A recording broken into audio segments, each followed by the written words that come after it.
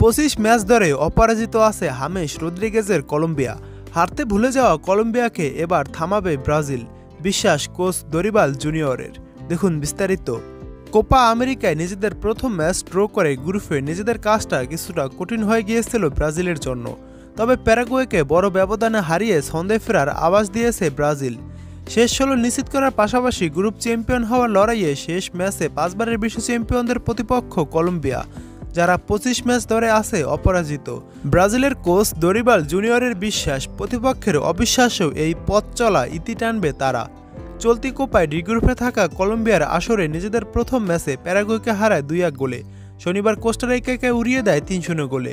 হাতে নিজেদের অপরাজয় যাত্রা আরও সমৃদ্ধ করেছে দলটি। ব্রাজিলের সাথে দলটির শেষ সাক্ষাৎ ছিল 2026 বিশ্বকাপ বাছাইয়ে। গত বছরের নভেম্বরে দেখা হয় তাদের। সেবার হামেস রদ্রিগেজের দল জিতেছিল 2-1 গোলে। 2 ম্যাচে 1 জয় ও 1 ড্রয়ে 4 পয়েন্ট নিয়ে গ্রুপের 2-এ থাকা ব্রাজিলের সামনে তাই অপেক্ষা করছে কঠিন চ্যালেঞ্জ। সেটা নিতে প্রস্তুত দরিবাল জুনিয়র বলেন, আমি মনে করি যে এটা আমাদের জন্য খুব উঁচুমানের একটা ম্যাচ হবে, যেখানে এসব খেলোয়াড়েরা একে অপরের মুখোমুখি হবে, যারা একে অন্যকে চেনে এবং প্রতিপক্ষ হিসেবেও খেলেও বেশ। দল দুটি ভিন্ন ভিন্ন মুহূর্তের মধ্য দিয়ে যাচ্ছে, তবে আমার কোনো সন্দেহ নেই যে ব্রাজিল সর্বোচ্চ স্তরের পারফর্ম করবে। আর আমি আশা করি এটাই হবে আমাদের প্রথম 2 ম্যাচের চেয়ে ভালো একটি ম্যাচ। ব্রাজিল তাদের প্রথম ম্যাচে মুখোমুখি হয়েছিল কোস্টারিকার বিপক্ষে।